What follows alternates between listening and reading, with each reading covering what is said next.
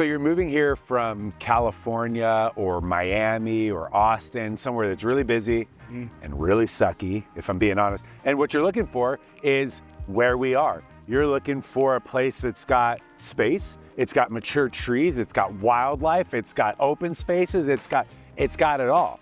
And that is why we have come to, what are we calling this? I know Bear Creek Regional Park, but this neighborhood tour, what we want you to see is really southern Colorado Springs. Yeah, southwest Colorado. Southwest Colorado Springs specifically. Yeah. Because I guess technically southern Colorado Springs would kind of go all the way to where we're not trying to go today. Right, correct. But right now we are in Bear Creek Regional Park, which is awesome. And specifically we are in the dog park. So look, I don't even want to talk anymore because I just want you to see some beautiful little puppies.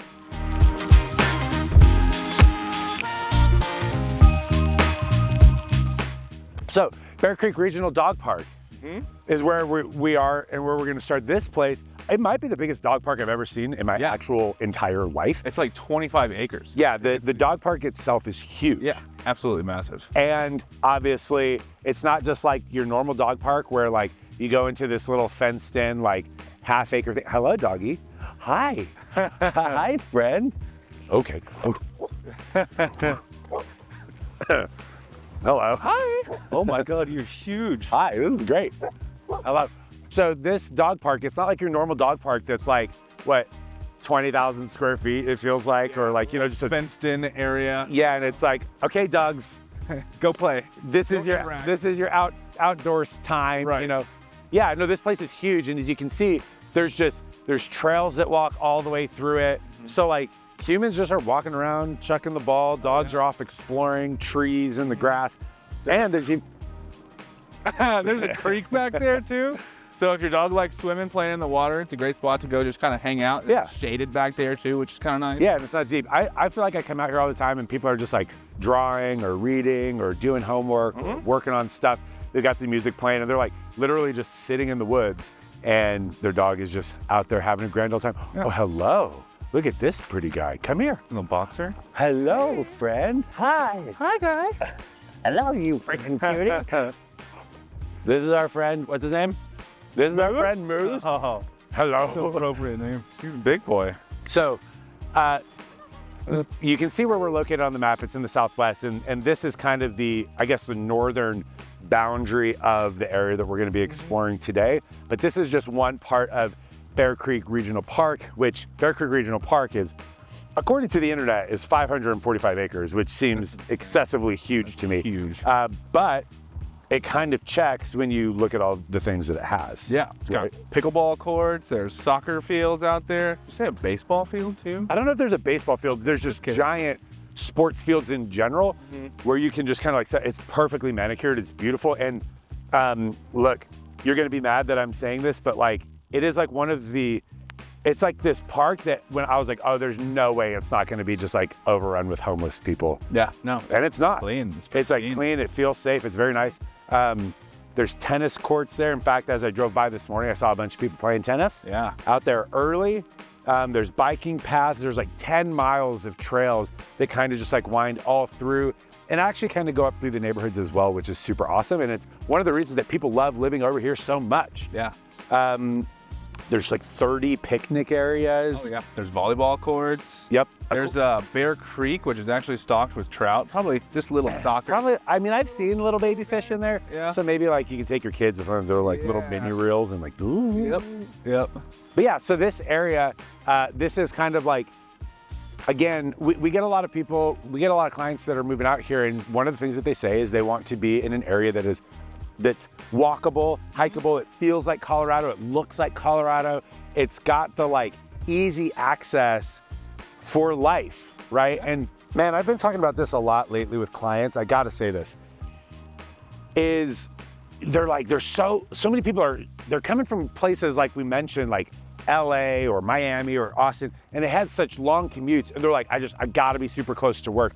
And it's like, do you have to be close to work or do you have to be close to like life, right? Because your work is like, it's not going anywhere, but like your quality of life is really God, like, what are you doing when you're not at work? Or is it easy to get to a dog park? Is it easy to get to pickleball courts or walking trails or hiking trails and stuff like that? And this southwest corner of Colorado Springs really is, I don't want to use the word crown jewel, but I'm going to say like, it's a crown jewel in Colorado Springs. Yeah, I really would agree. I mean, you've got the Broadmoor down here. That's like iconic, Yep. you know? And there's just a lot of great areas. You're 5 minutes from downtown if you're working downtown. So, I mean, I would say this is quintessential Colorado. Quintessential, there you go. Yes. And we want to make sure that you can see the rest of it. So we're gonna head out to some neighborhoods. We're gonna drive through some of them, and we're gonna show you why this area is growing and why it's such a beautiful place that you should really consider in your move to Colorado Springs. Let's go. But before we dive into the rest of this video, if you are new to the channel, welcome. Just in case you guys didn't know, that everybody here at Explore Colorado Springs is a licensed realtor. So if you are thinking about making the move out to Colorado Springs, don't hesitate to reach out. We get messages and calls from you guys every single day. So without further ado, let's check out the rest of Southwest Colorado Springs. So most of the downtown Southwest Colorado Springs area is kind of like older shops, older restaurants, and not a lot of modernity. Maternity? I don't know what the right word is. Anywho, however, there is this one place, which is obviously where we are right now, called the Creek Walk.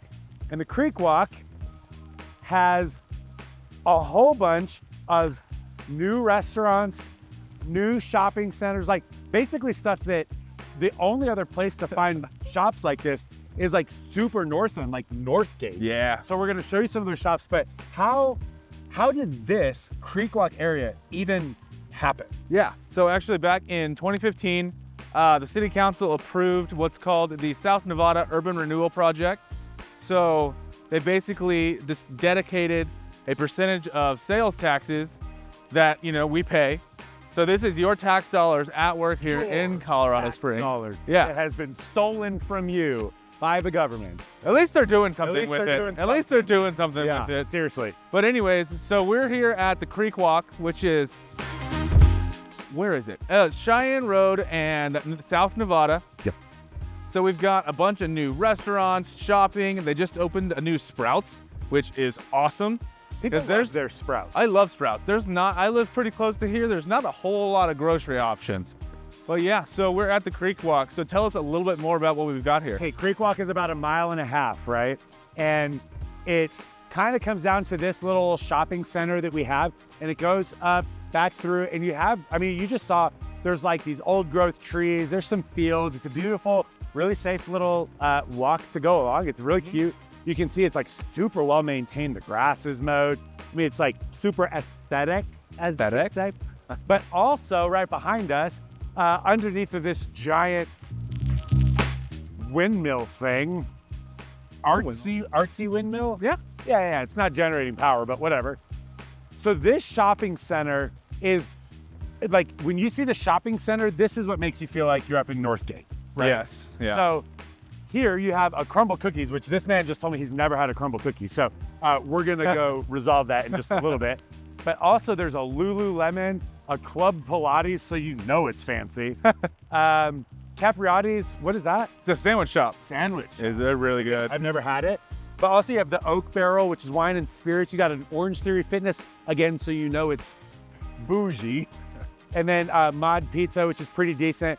Fuzzies, which is, sorry, not as good as Torchy's. No. Like, not even close. Not even close. If you're choosing between Fuzzies and Torchy's, Torchy's all day. 20 out of 10 times you should go to Torchy's. Also because their queso freaking slaps. That's so good. Let's go. So, but there's one more place that we want to show you that is, I don't even know the street, I'm gonna be honest, so we'll tell you when we get there, but it's just up the way from Creek Walk, the Ivy Wild School. Yes, oh yeah. Speaking of schools, we need to make sure that you at least understand the real estate around here. So it still has that kind of feel. A lot of the homes, average size is like 1,800 square feet, right? They're not big, they're older homes. The average price around here is about $500,000, but honestly, it's increasing. Condos and townhomes are like $400,000 and $450,000 median price respectively. So homes, they are on the increase in their price. They've jumped about 12 to 15% in the last 2 years, just down here. And it's because of development like this. There's a lot of young professionals that want to move down here, or really small families, maybe couples, husband and wife, wife, whatever, that want to move down here because you kind of have these like cool amenities. But so it's, again, I think that this neighborhood, or these neighborhoods, have a little bit more particular feel for who it's for. Yeah. But all that being said, Ivy Wild School is for everybody. So let's go check it out. And this is the place. First off, yes, we did just change our shirts because it is way warmer today than we anticipated. Hot. So it's be cloudy. So we both got out of our Colorado flannels and now we're in our short sleeves, and here we are. But so this is the namesake, the Ivy Wild School, which, I don't know, you just looked up the dates, so. Yeah, so the school was built in 1916, and then they actually closed it in 2009, and then Bristol Brewing moved in here, it said 18 months afterwards. Yeah. So pretty cool. And so since then, what they've done is they've taken this literal school building and they've turned it into like just a giant cafeteria. So Axe and Oak is over here. That's the little distillery. Yes. You've got a pizza shop inside. There's like a tapas little spot up there. There's another, the Bristol Brewery is kind of the biggest spot in here. Yeah. There's a barbecue place. There's a nice little outdoor patio, games you can play, the freaking cornhole. Yeah, cornhole. Yeah, so it's a super, super rad spot. And again, this is a quarter mile from where we just were on the Clear Creek Walk, which, by the way, you could actually walk here. Hello. But also, it's clear. Yeah, it's relatively clear. You can walk here from there, or there from here. Hello. And this is part of what is like driving prices up in this area, is that they're putting money into adding value to the people that want to live down here. So that kind of takes care of this Ivy Wild spot. But we were talking earlier in the video that there's like some very, very high end in the southwest corner of Colorado Springs. There's some high end stuff, and that's Broadmoor Bluff. So the only way to see it is from the back of the truck. You guys know the drill. Let's go. All right, everybody, we are in Broadmoor Bluffs right now, southwest side of Colorado Springs. So Broadmoor Bluffs, it's the Broadmoor Bluffs area. I don't know if it's really a defined, hey, this is exactly what it is area. Yeah. But it is, I kind of consider everything south of Cheyenne Mountain Boulevard, south down to where kind of the houses end on the west side of town, down by Fort Carson. Yeah. NORAD, North Cobb area. So yeah, it's a pretty big, broad area. But as you're going to see on this little quick drive tour, it just winds its way up through the foothills. There's a lot of cool stuff in the area. There's also the school district is District 12, so Cheyenne Mountain Elementary School. A lot of great parks, stuff like that. So we're going to get into some of the neighborhood streets and really show it off a little bit more for you guys.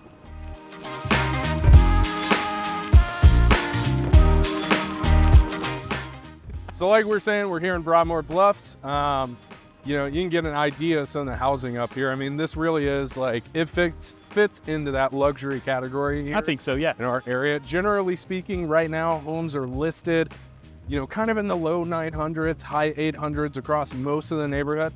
But you can find them spreading, you know, 550 all the way up to 1.2, 1.3. Yeah, like on the high side, a couple million. Yeah. Yep.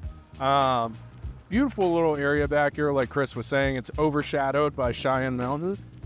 So depending on which side of the street your home is situated, you either get gorgeous views of Colorado Springs, or really nice views of all of Cheyenne Mountain back here. Tons of wildlife back here in the area. Yeah. We just sold that house for some clients back here. Yep.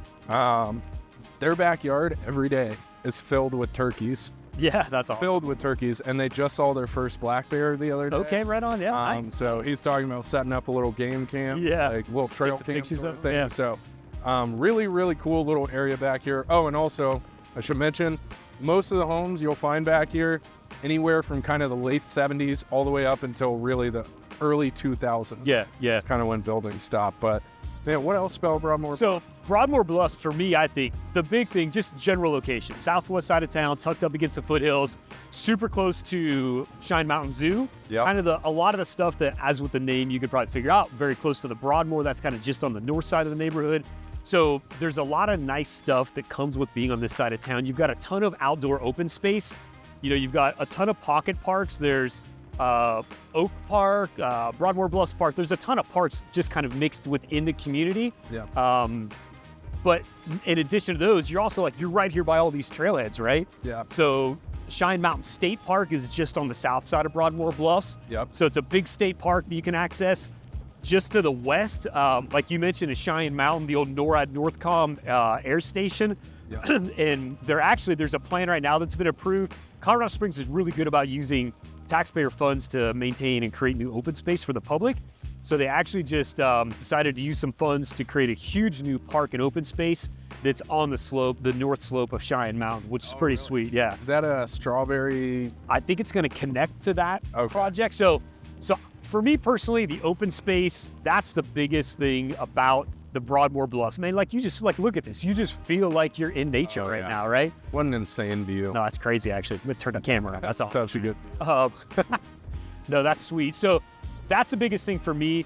Another thing that's a huge draw for the area is schools. Oh yeah. So what district is it? Man, District 12, Yep. primarily here in this area.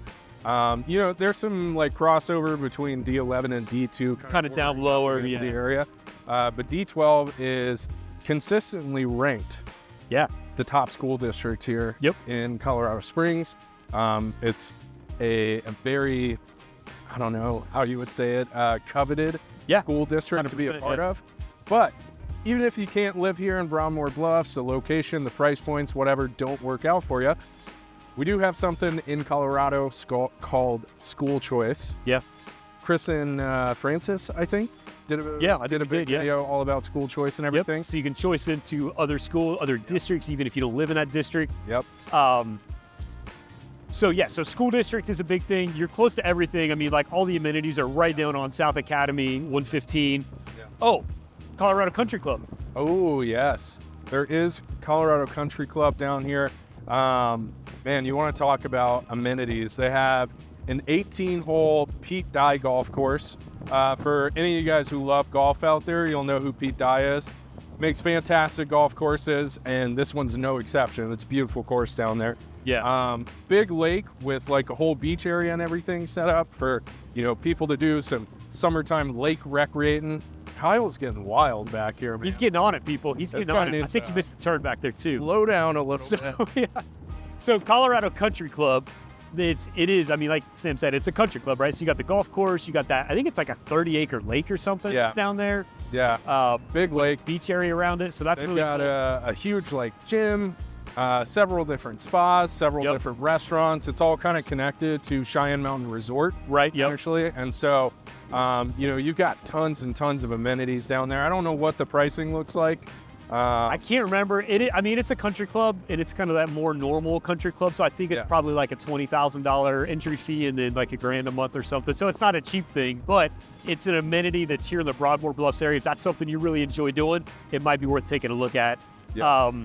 So Broadmoor Bluffs, I would say, is probably, you've got Broadmoor Bluffs as kind of this general southwest side of Colorado Springs we're talking about. Yep. I would say they're the higher end area. So like you said, price points, $900,000 and up. You can get some stuff a little bit lower if you're down. Like everywhere in real estate, the higher up on the hill, the more expensive it gets. Yep. Lower down on the hill, a little bit less expensive. So you definitely have some opportunity to get in at a little bit lower price point. But the homes up top are going to be pricey.